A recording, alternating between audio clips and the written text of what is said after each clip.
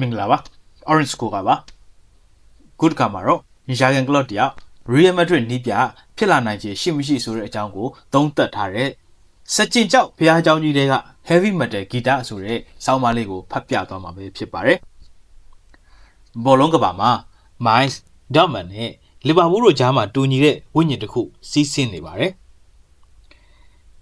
ပွဲရက်တွေရောက်တိုင်းသူတို့ရဲ့ကွင်းထဲမှာ You will never walk alone ဆိုတဲ့တခြင်းတံမျိုးတွေပြန်လွင့်နေတတ်တယ်လို့ဒီသုံးသင်းစလုံးဟာမြူးနစ်မျိုးဒါမှမဟုတ်လန်ဒန်မျိုးကအသင်းတွေလိုငွေကြေးပြည့်စုံတဲ့အထက်တန်းလွှာတွေကိုစိန်ခေါ်နေတဲ့အောက်ခြေကနေယုံထတတ်သူတွေဖြစ်နေကြလို့ပါပဲ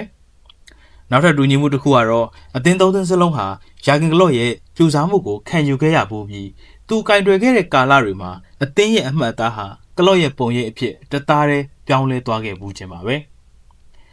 ကလော့ရဲ့ Miles ကလော့ရဲ့ Dortmund ကလော့ရဲ့ Liverpool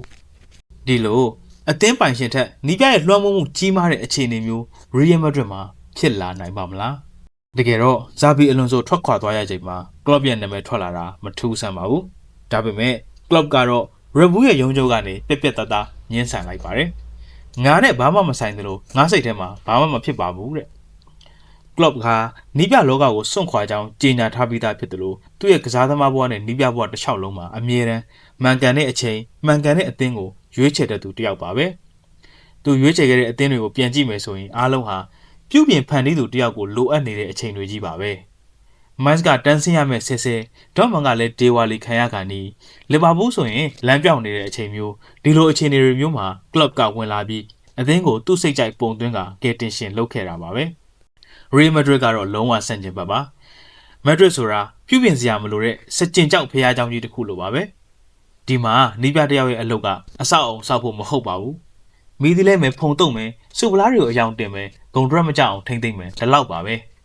Real Madrid ရဲ့အဝတ်လဲခန်းဟာဥရောပမှာပြင်ပလွှမ်းမိုးမှုကိုလက်မခံဆုံးနေရာတစ်ခုဖြစ်ပြီး club လိုမျိုးကစားသမားတွေကိုမွေးထုတ်တတ်သူထက်အစင်းသစ်ဖြစ်နေတဲ့ superstar တွေကိုထိန်းချောင်းတတ်သူနဲ့သာကိုင်ညီပါတယ်Club ရဲ့ Heavy Metal ဘောလုံးနဲ့ Florentino Perez ရဲ့ကျေစင်စုမူဝါဒဟာဘယ်လို့မှပေါင်းဆက်လို့ရနိုင်မယ့်အရာတွေမဟုတ်ပါဘူး။ကလပ်ကပဖလားပြိုင်ပွဲကို Perez ကဂုံတိတ်ခါလို့မြင်ပေမဲ့ Club ကဘောလုံးလောကရဲ့အဆိုးဝါးဆုံးအကြံဉာဏ်လို့မြင်ခဲ့ဦးတာကသူတို့ရဲ့အတွေးခေါ်မတူညီမှုကိုပြသနေပါတယ်။ဒါ့အပြင် Club ဆိုတာကသူ့ရောက်လျာအရက်တိုင်းမှာဇက်လိုက်ကြော်ဖြစ်မှနေတဲ့သူပါ။သူဟာစင်ခေါ်စရာတစ်ခုခုတော်လန်စရာတစ်ခုခုရှိနေမှအသက်ဝင်နေသူလည်းဖြစ်ပါတယ်။ Real Madrid လို့ပြည့်စုံလုံးနေတဲ့နီးပြတဲ့ကစားသမားကပိုလွှမ်းမိုးတဲ့နေရာမျိုးမှာကလပ်ရဲ့စွမ်းရည်တွေဟာအရာထင်မှာမဟုတ်ပါဘူးကလပ်ကမက်ဒရစ်ရဲ့နီးပြဝတ်စုံကိုဝတ်ဆင်လို့ရနိုင်ပေမဲ့ကလပ်ရဲ့မက်ဒရစ်ဆိုတဲ့အရာကတော့ဘယ်တော့မှဖြစ်လာနိုင်မှာမဟုတ်ပါဘူးဒါကြောင့် Miles Dortmund Liverpool ပြီးရင် Real Madrid ဆိုတာဘယ်တော့မှညီမျှချင်းချလို့ရမယ့် theory တစ်ခုမဟုတ်ဘူးဆိုတာ Perez တယောက်သတိထားမိပါမလားဆိုတာကတော့